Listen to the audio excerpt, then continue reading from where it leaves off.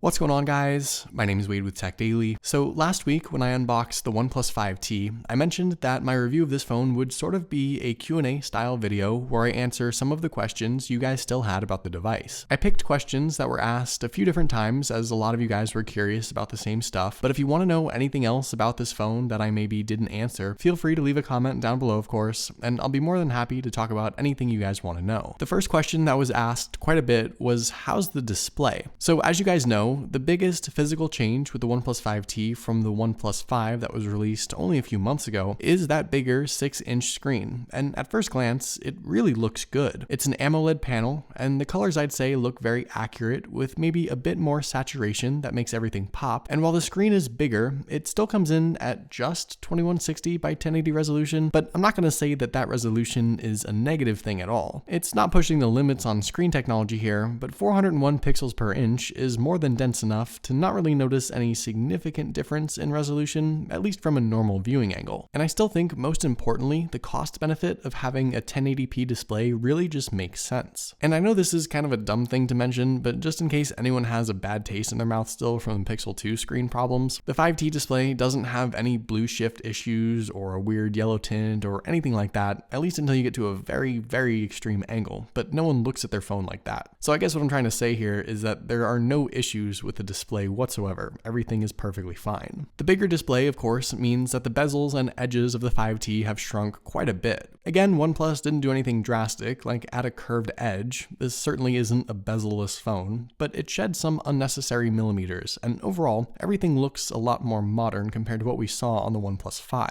The next most common questions that were asked all had to do with the cameras, especially in low light, and this was kind of tricky. So OnePlus did change the rear camera setup, but I think there's some debate as to whether or not they really upgraded anything. The 5T drops the secondary telephoto lens that we saw on the 5 in exchange for a secondary standard 20 megapixel lens in addition to the primary 16 megapixel. So you get seemingly regular old 16 and 20 megapixel lenses, both at an f1.7 aperture, but OnePlus said that the new secondary lens's primary objective was to improve low light capabilities. So in low light, theoretically, the secondary lens should take over and be doing all of the work in reducing noise and producing a better image overall. OnePlus has a more elaborate explanation on how this all works on their website, but in my testing, I guess I just didn't see any drastic quality improvement in low light pictures, and I couldn't tell one way or another if the main lens was working or if the secondary lens took over. Pictures in general still looked fine, but there just wasn't anything definitive that convinced me the secondary lens was making a noticeable difference. And since they dropped the telephoto lens, the 5T now relies on software for portrait mode pictures like the Pixel 2. And obviously Google does this really well, but OnePlus I think still has a little work to do. Up close, especially around my ears and hair, things are pretty blurry and soft, but the backdrop blur in this example at least I think is pretty even. Another common question I got asked was, what would make this phone particularly epic? What is it missing that should be added to complete the package? One thing that immediately stands out is no water resistance. This phone doesn't have an IP rating of any sort, which all phones seem to have now, so I think this is something OnePlus should definitely add. You could also make a twofold argument on the design. For one, I think a glass back would be nice in order to add wireless charging, which I know isn't necessary for everyone, but again, I think it might end up completing the package here. But also this curvy aluminum design has been recycled and resembles a few other devices, so OnePlus is definitely due for a design overhaul. I'd also argue that the single downward speaker on this phone is good but not great. Some dual front-facing speakers would be a nice addition, but maybe just improving that external audio in general could be a good objective. And I guess you could argue that it might be time for OnePlus to go beyond the 1080p display, but like I mentioned earlier, I don't really consider that a necessity just yet, since the price point is still pretty good. And that sort of leads me to the next question: why choose the 5T over anything else right now, even some of the more expensive flagships? Well, one reason right off the bat is dash charging. The 5T charges faster than any other smartphone on the market. You can get a full charge in almost an hour, and that's the sort of convenience you can't buy with anything else. Dash charging is proprietary, so you need OnePlus or Oppo branded cables and power bricks, but either way, it's a standout feature on this phone for sure. You also get a headphone jack on the 5T, which now, as weird as it seems, is a bonus. It's like a surprise feature. There's no dongles, no adapters or anything, and for some people, that's a huge plus. The price is also a huge factor for this phone. At $499, you're coming in at basically half price from any flagship device, and you're still getting all the top internal specs. specs. The best processor, 6GB of RAM, a near stock Android experience, it's still a really good value even with some of the limitations I mentioned earlier. And what also separates this device from others are the couple different ways to unlock the phone. You get a lightning fast rear fingerprint sensor around back that's in the perfect spot, but OnePlus added face unlock, and we can sit here and debate security versus convenience. There's not a whole lot of tech behind OnePlus's face unlock, and I did a separate video explaining all this, the sort of lack of security, but it is crazy fast and easily the most convenient way to unlock any smartphone. Yes, it has limitations, yes, it's not the most secure, but you get some unique customization options which you don't get on other devices. And personally, the level of convenience here is just way ahead of anything else. The last big question everyone wanted to know, of course, is if the phone is worth it.